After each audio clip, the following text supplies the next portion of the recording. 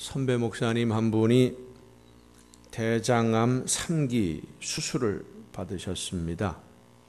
수술을 마치고 항암 치료를 받으면서 면역 관리를 받기 위해서 요양병원에 입원을 했는데 4사람이 같이 쓰는 4인 병실에 입원을 했어요.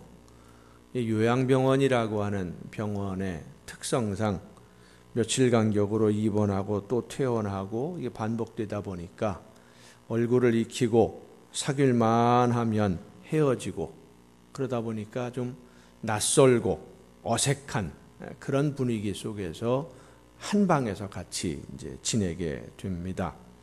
그런데 이 목사님이 입원하시면서 그 방에 들어오시게 된 분들이 목사님이 제일 먼저 들어갔고 하루 이틀 사이에 3분이 계속 들어오면서 꽤 오랫동안 같은 병실을 이제 이 4분이 사용을 하게 됐는데 한 분은 폐암 4기로 수술을 할 수 없어서 약물 치료만 하고 있는 그런 분이고 또 한 분은 위암 3기 판정을 받고 수술을 마친 다음에 요양을 하는 중에 있는 분이고 또 한 분은 간암 1기 판정을 받았는데 수술을 해야 될지 약물로 치료할 것인지 고민하면서 일단 면역 치료 받는 게 좋겠다.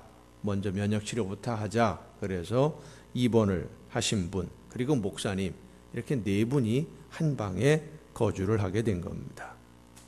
이분들의 직업이나 하는 일에 대해서 이렇게 요양병원에 가서 내가 뭐 하는 사람입니다라고 드러내고 얘기하기도 좀 서먹서먹하니까 말을 하지 않고 그냥 그저 지냈는데도 며칠 지나면서 이분들의 4사람의 정체가 서서히 드러나기 시작을 했습니다. 폐암 4기로 약물 치료를 받고 있는 분은 한 달이면 월말이 되면 2박 3일 휴가를 얻어서 꼭 가는 데가 있습니다. 어딜 다녀오느냐? 카지노에 갑니다. 정선에 있는 카지노에 가서 도박을 하다가 오는데 카지노에 다녀온 뒤면 2박 3일 외출했다가 돌아오면 다음번 외박날을 손꼽아 기다리면서 오로지 도박에서 위로를 받으면서 살아갑니다. 위암 판정을 받으신 분, 그리고 수술을 마치신 분은 매주 금요일이면 1박 2일 외출을 했다가 토요일 날 오후 늦게 돌아오는데 외출을 나갈 때쯤 되면 서너 명의 젊은이들이 까만 양복을 입고 깍두기 머리를 깎고 와서는 머리를 탁 숙이면서 허리를 딱 꺾으면서 형님 하고 모시고 나갑니다. 말로만 듣던 이 조폭 형님인 거예요. 간암 판정을 받으신 분은 항상 사람들 눈치를 봐요.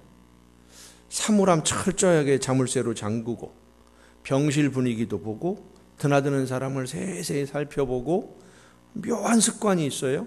나중에 알고 보니까 이분은 현직 강력계 형사입니다.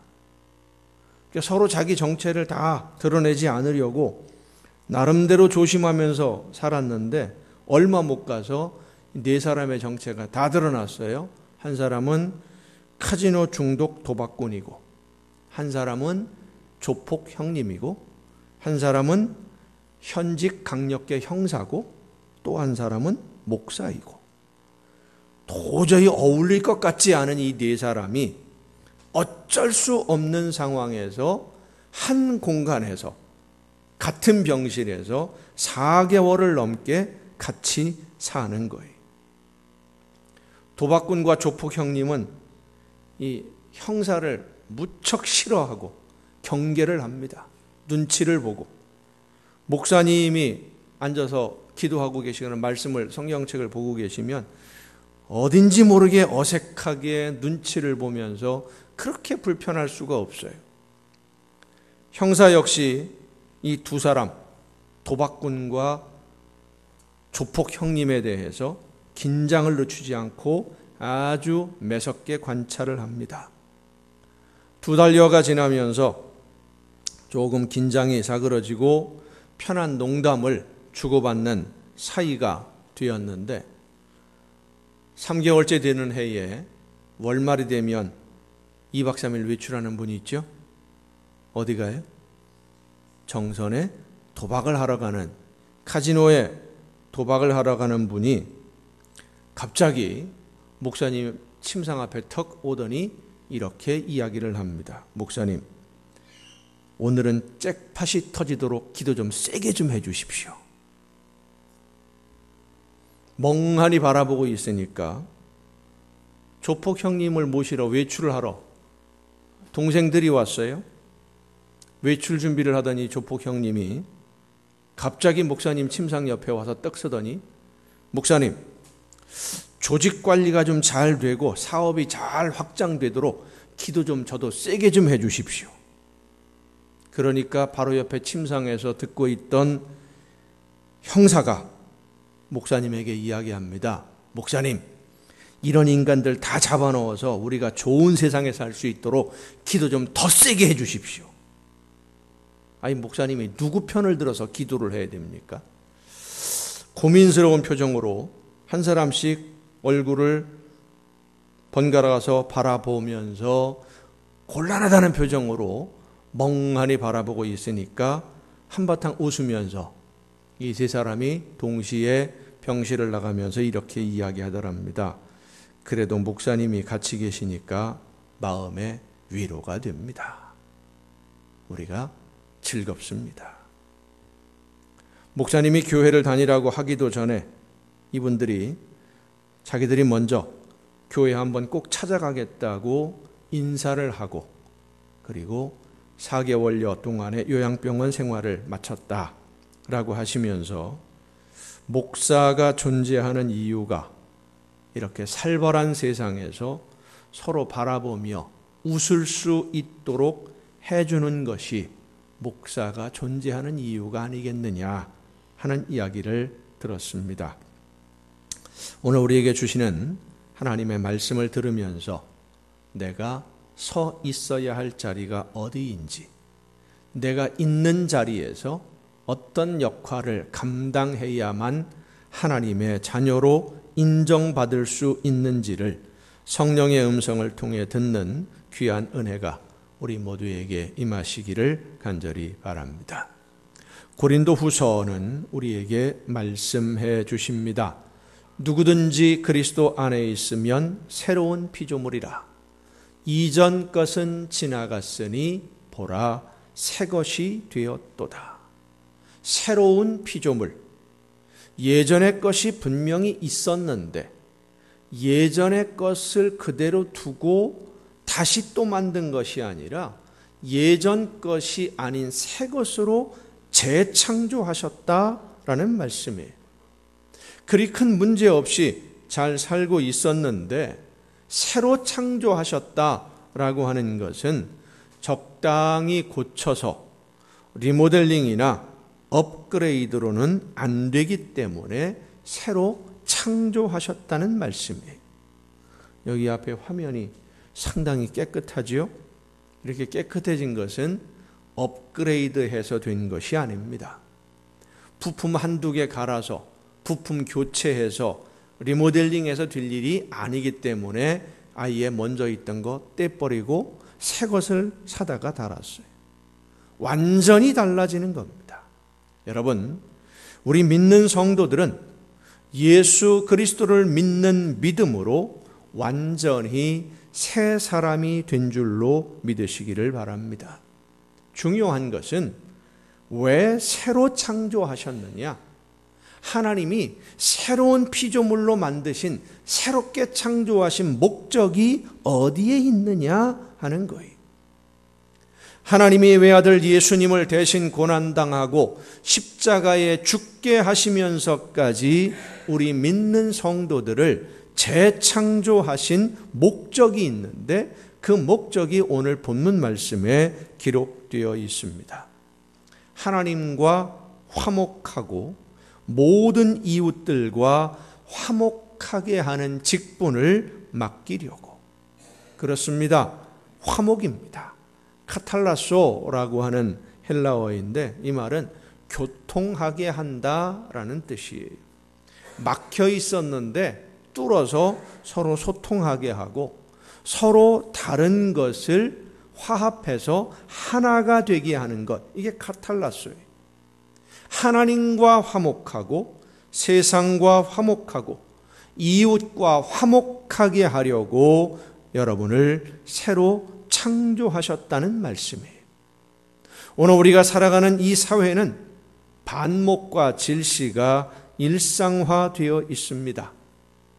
내 편 아니면 전부 적이에요. 사람을 만나면 이 사람이 내 편일지 적이 될지 이것부터 생각을 하는 것이 오늘 우리가 살아가는 이 사회의 모습이에요. 화목하게 사이좋게 살아도 길지 않은 인생인데 어찌 그리 싸우고 미워하고 시기하고 질투하면서 서로 못 잡아먹어 안달을 하면서 그렇게 살아가고 있는지. 나라는 나라들끼리 싸우고 지역은 지역끼리 싸우고 동서가 나누어져서 싸우고 남북이 나누어져서 싸우고 사람들은 이웃과 동료들과 싸우고 시기하고 미워하느라 분노와 증오가 온 세상을 지배해 나가고 있습니다. 이런 모습은 하나님이 원하시는 모습이 아니라 하나님의 창조하신 아름다운 세상, 조화를 이루어서 화평을 이루는 그런 아름다운 세상이 싫어서 파괴하고자 하는 사탄의 하수인들 때문에 벌어지는 모습들입니다. 하나님께 불순종하고 자기 욕심을 따라서 살았던 죄의 결과 때문에 결국은 분열하게 되고 미워하게 되고 싸우며 나누어지는 이런 세상을 만들고 만 것인데, 여러분, 싸워서 망가뜨려 놓고 다 없애버리고 다 죽여버린 다음에 내가 하고 싶은 대로 다 할 수 있게 되면 편할 것 같습니까? 행복할 것 같습니까? 그렇지 않습니다. 나보다 더 강한 사람을 만나면 굴복할 수밖에 없기 때문입니다. 그래서 늘 두려운 거예요. 오늘 우리가 사는 이 세상이 약한 사람들은 날마다 두드려 맞아도 어디 가서 억울하다는 말 한마디 하지도 못하지만, 힘이 있는 사람, 권력이 있는 사람은 죄를 짓고도 처벌을 받지 않는 일들이 허다합니다. 그들은 처벌을 피하려고 권력을 사용하고 재물의 힘을 빌립니다. 그렇게 해서 당장의 처벌을 피하면 그들이 행복합니까? 행복하지 않습니다. 행복할 수가 없습니다. 그들의 마음속에는 언제나 누가 나를 무너뜨리지 않을까? 예전에 내가 잘못했던 것이 혹시 나에게 올무가 되어서 언제 내가 이것 때문에 힘든 일을 겪게 되지 않을까 하는 이런 불안함 때문에 마음 편하게 잠드는 날이 없는 거예요. 그런데 어떤 사람들은 개인의 이익을 위해서 사람들로 하여금 서로 싸우고 미워하고 시기하고 질투하며 분쟁하도록 또 부추기는 사람들도 있어요. 사람들의 마음에 분노를 불러일으켜서 내가 원하는 것을 얻기 위해 이용하는 아주 질이 나쁜 사람들입니다. 여러분, 우리가 잊지 말아야 할 한 가지 중요한 사실은, 하나님의 뜻은 우리를 새롭게 창조하신 그 외아들 예수 그리스도를 대신 목숨 버려 죽게 만드시면서까지 우리를 용서하시고 자녀로 삼으신 하나님이 원하시는 것은 분열하고 나누어져서 싸우는 세상이 아니라 화목하게 평화를 누리며 서로 사랑하고 섬기는 세상을 하나님이 원하고 계심을 믿으시길 바랍니다. 하나님이 원하시는 건 그거예요. 화목하고 서로 사랑하고 섬기며 평화를 누리며 살아라. 그래서 예수님이 이 세상에 오셔서 하나님과 원수가 되었던, 죄로 인해서 하나님으로부터 멀어졌던 우리와 하나님을 먼저 화목하게 해주신 것이고, 하나님과 화목하게 된 성도들이 서로 사랑하고 화목함으로써 온 세상을 화목하고 평화로운 세상으로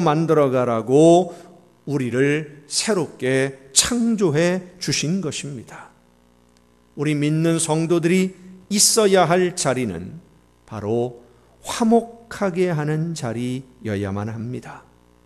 나로 인해서 싸움이 그치고 성도들 때문에 서로 보며 웃을 수 있고 예수 믿는 사람이 있음으로 인해서 모두의 마음이 평안해지는 그런 자리를 우리가 만들어 가야 되고 그런 사람이 되어야만 하는 것입니다.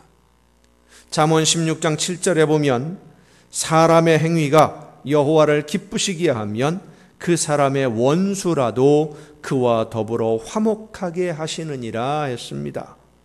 하나님과 화목한 사람, 형식적으로 교회만 다니는 사람이 아니라 진심으로 하나님의 사랑에 감사하면서 예수 그리스도의 은혜에 감사하는 마음으로 말씀을 따라 기쁘게 순종하는 하나님의 자녀는 혹시 원수를 맺는 사람이 있었다 할지라도 하나님이 그들의 마음을 변화시키고 함께 해주셔서 화목하고 서로 사랑하는 관계로 만들어 주신다는 말씀이에요. 우리가 올바르게 하나님의 말씀을 듣고 올바른 신앙생활을 하면 하나님이 기뻐하시는 대로 순종하면 기쁜 마음으로 순종하고 즐거운 마음으로 사명을 감당하는 성도다운 성도, 하나님의 자녀다운 자녀로 오늘을 살아가면 우리가 살아가는 모든 삶의 자리, 우리의 가정과 일터와 모든 이웃들 사이에 화목하게 되는 역사가 나타나게 됨을 믿으시기를 바랍니다. 한 시골 마을에 있는 작은 교회에 목사님이 부임을 하셨어요. 주일에 예배 드리러 오는 성도가 딱 한 사람밖에 없는 정말로 시골에 있는 작은 낡은 교회입니다. 시골 마을이어서 교회에 목사님이 새로 오신다, 이사 온다라는 소문이 퍼졌고 목사님이 이사하는 날 동네 사람들이 구경을 왔습니다. 그리고는 이삿짐을 열심히 내리고 있는 목사님에게 동네 분들이라고 해봐야 전부 다 시골 마을이니까 할머니 할아버지들밖에 없지요. 할머니 할아버지 이 동네 분들이 오셔서 하는 인사가 이것입니다. 목사님은 여기서 얼마나 있을 거요? 언제 떠날 거요? 그거부터 물어보는 거예요. 시골 교회 형편이 어렵다 보니까 짧게는 2-3달 만에 떠나신 분들도 있고 길어봐야 1-2년을 넘기지 못하고 떠나는 그런 교회다 보니까 동네 분들이 생각하기에 목사님이 새로 오면 언제 떠날까? 이게 궁금했던 것 같아요. 그분들의 말을 들으면서 목사님이 하나님께 기도하면서 다짐을 했습니다. 하나님, 여기 동네 분들이 가도 된다고 할 때까지, 아니 가라고 해도 하나님이 떠나라고 할 때까지 저는 이곳에 머물러 있겠습니다. 기도를 하고는 이사를 마친 다음에 그 다음 날부터 마을분, 동네 분들이 반기거나 말거나 날마다 찾아가서 인사를 합니다. 나이가 많으신 분들만 남은 시골 마을에서 젊은 축에 드는 목사님은 일은 서툴렀지만 농번기가 되면 아주 중요한 한목을 담당하는 일꾼이 된 거예요. 마을 분들 중에 이 목사님 부부의 일손을 빌리지 않은 분이 없을 정도로 날마다 찾아가서 논으로, 밭으로, 들로, 집으로 안 가는 데가 없이 찾아다니면서 함께 일을 하고 일을 도와주고 같이 살았어요. 시간이 지나면서 이 목사님이 열심히 찾아가서 일을 해주니까 그 시골 마을에는 품앗이라는 게 있잖아요. 누가 와서 우리 집이 일을 해줬으면 나도 가서 뭔가 한번 일을 해줘야 되는데 이 목사님네는 일이 없단 말이에요. 그러니까 교회를 인사차 찾아오는 거예요. 추수감사절에, 성탄절에, 그건 또 다 알아요. 시골 마을 어른분들도 교회가 오래되다 보니까 추수감사절이 있고 성탄절이 있고 부활절이 있고 이 절기를 알아요. 그러니까 잔치하는 날이라는 걸 아니까 교회 잔치하는 날 인사차 교회를 한 분씩 두 분씩 찾아오시던 이 마을 분들이 나중에는 한 사람 두 사람 주일날 예배에 참석을 하기 시작했고 5년여가 지났을 때는 20여 명이 모여서 함께 예배를 드리게 되었습니다. 주일이면 옷을 깨끗하게 차려입고 교회에 모이셔서 할머니 할아버지들이 부르는 찬송을 보면은요, 한 가지 특징이 있어요. 가사는 다 다른데요, 곡조는 다 똑같아요. 1장부터 639장까지 모든 찬송 곡조가 다 똑같아요. 가사만 달라요. 앞에서 목사님이 찬송을 아무리 열심히 불러도 모여있는 성도님들은 음정도 박자도 상관없습니다. 오로지 우리 교회 성도님들은 그런 찬송을 지금 안 갖고 계시는데, 옛날 찬송가에 보면 무곡 찬송이라는 게 있어요. 가사만 큰 글씨로 써놓은 거. 콩나물 대가리는 없어요. 가사만 읽으면 되니까. 곡은 똑같으니까 어차피 내 맘대로 부르는 거니까. 음정 박자 전혀 상관없이 찬송 몇 장 그러면 탁 펼쳐들고서 목사님이 부르시기 전부터 먼저 혼자 부르시는 분도 있고, 그러면 옆에서 이야기합니다. 시골교회 분위기, 예배드릴 분위기 보면 되게 재밌어요. 한 사람이 먼저 부르면 옆에서 쿡 찔러 얘기합니다. 이거 좀 이따 같이 불러야지, 머리 잘났다고 혼자 부르느냐고. 큰 소리로 같이 얘기해요. 그러가면서 함께 예배를 드립니다.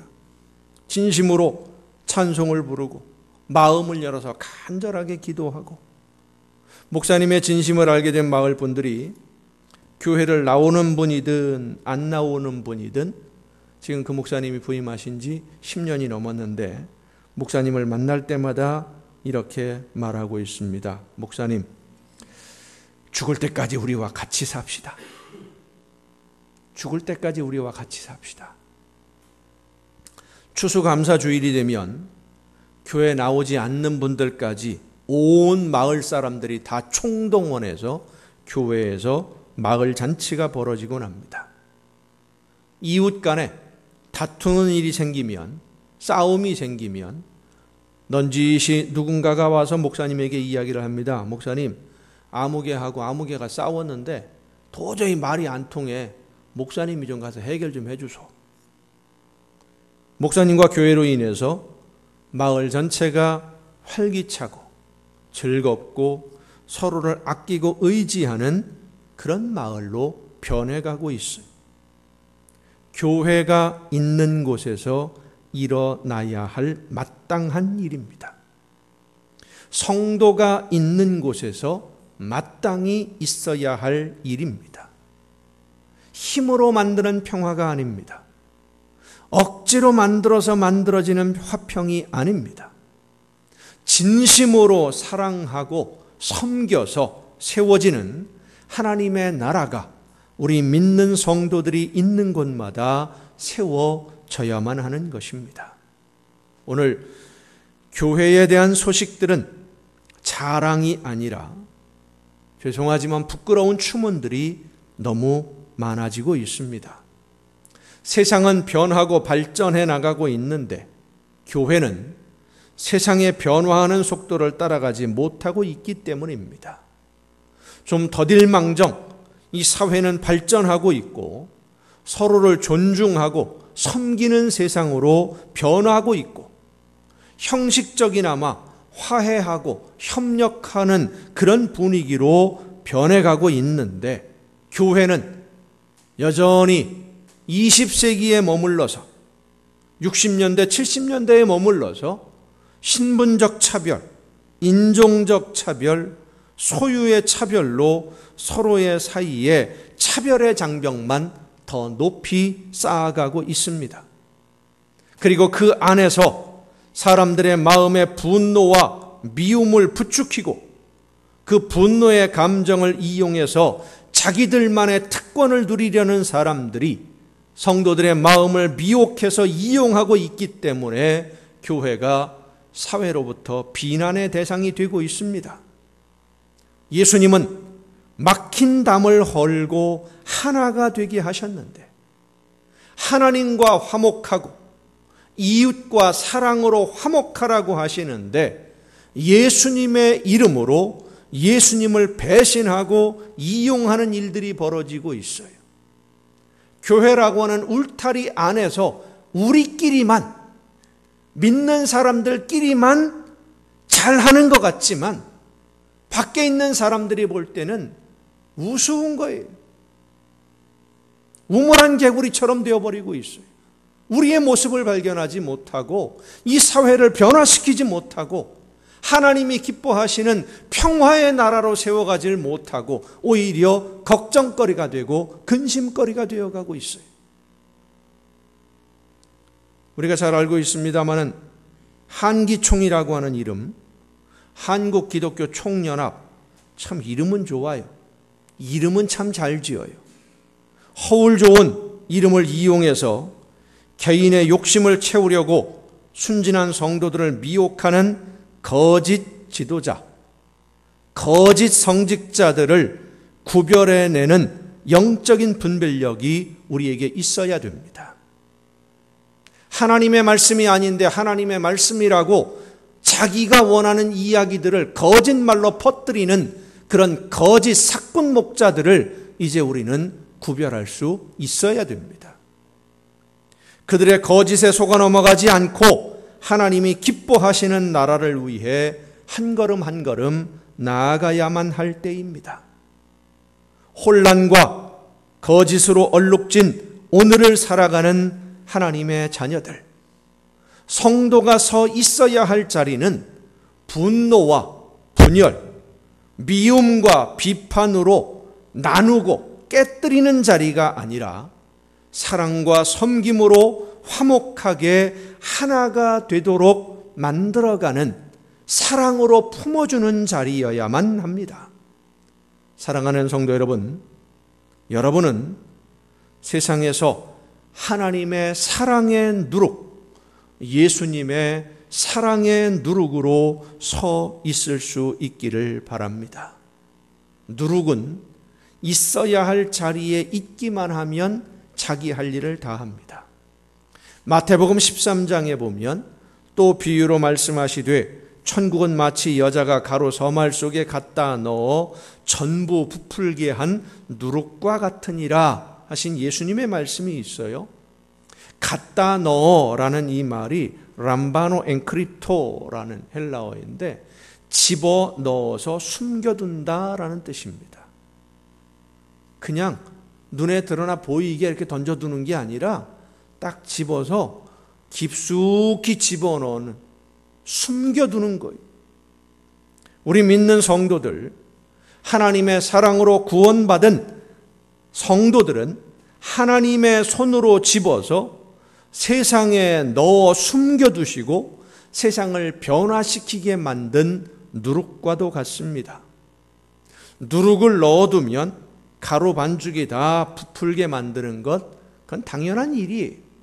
그런데 누룩을 한여름 뙤약볕에 놓아두면, 누룩끼리만 모아두면은요, 더 이상 할 일이 없어요. 여러분, 누룩만, 이 누룩이 발효가 되어 있는 그 반죽을 누룩끼리만 모아두면 어떻게 되는지 아십니까? 옛날에 시골에서 빵 만들 때 밀가루 반죽에서 누룩 한 덩어리 넣어놓잖아요. 그래서 부풀어 올라요. 부풀어 오른 다음에 그걸 빵을 만들지 않고 계속 그대로 놔두면 어떻게 됩니까? 하루가 못 지나서 썩어버려요. 성도들이 세상에 누룩으로 살지 않으면, 성도들끼리, 믿는 사람들끼리만 모여 있으면 썩어버리는 거예요. 발효가 돼야지 썩으면 안 됩니다. 세상을 변화시켜야지 우리끼리 모여 있다가 썩어버리면 안 돼요. 누룩은 반죽에 들어가야만 누룩의 역할을 감당할 수 있습니다. 우리 믿는 성도들은 누룩이어야 됩니다. 사랑의 누룩이어야만 하고 섬김의 누룩이어야만 합니다. 하나님의 나라를 지탱하는 것은 바로 누룩과 같은 성도입니다. 여러분 모두가 하나님이 이 세상을 변화시키라고 세상에 숨겨둔 하나님의 일꾼들이요 누룩인 하나님의 자녀입니다. 시골 마을에 가면 동네 어귀에 커다란 정자나무가 있어요. 아주 큰 나무가 하나씩 서 있는데 온 동네 사람들이 무더운 여름에 땀을 식히며 쉬어가는 쉼터예요. 그런데 이 큰 나무가 서 있는, 그 나무를 서 있게 하는 그 힘은 눈에 드러나 보이는 커다란 나무줄기가 아닙니다. 아무리 크고 든든해 보이는 굵고 우람한 그런 나무라고 할지라도 뿌리가 없으면 뿌리들 중에도요 멀리까지 뻗어 있는 가느다란 잔뿌리, 실처럼 가늘은 그 잔뿌리가 없으면 바람에 넘어지고 가뭄에 말라 죽어버리고 맙니다. 보기 좋게 서 있는 거대한 나무를 서 있게 하는 힘은 바로 눈에 보이지도 않고 힘도 없어 보이는 잔뿌리들이 든든하게 뿌리를 내리고 물을 빨아들이기 때문에, 영양분을 빨아들이기 때문에 그 큰 나무가 서 있을 수 있는 거예요. 교회를 세우고 하나님의 나라를 세우고 지탱하는 힘이 바로 내가 서 있는 자리에서 누룩과 같이 하나님의 사랑으로, 예수님의 사랑으로 섬기며 말씀을 따라 실천하고 순종하는 여러분, 성도들의 힘에 있는 줄로 믿으시길 바랍니다. 바로 여러분이 하나님의 나라를 세우고 하나님의 나라를 지탱하는 힘입니다. 어떤 유명한 큰 교회 하나가 하나님의 나라를 세워가는 기둥이 아니에요. 유명한 어떤 목사님이라고 하는 분들이 하나님의 나라를 세워가는 큰 기둥들이 아닙니다. 바로 여러분과 같이 이름 없이 빛도 없이 잔뿌리로서 눈에 보이지도 않는 곳에서 하나님의 나라를 위해 누룩의 역할을 감당하는 바로 여러분이 하나님의 나라를 세워가는 아름다운 일꾼들인 줄로 믿으시기를 바랍니다. 우리 남광의 모든 성도들이 사랑의 누룩으로, 섬김의 누룩으로 가정과 일터를 그리고 교회를 세워감으로 여러분이 있는 그곳이 천국이 되고 여러분으로 인해 모든 사람들이 화목하게 되고 여러분으로 인해 행복하게 변하는 세상을 만들어감으로써 하나님이 주시는 축복과 은혜의 선물이 날마다 더 풍성해지는 복된 신앙생활이 될 수 있기를 예수님의 이름으로 축원합니다.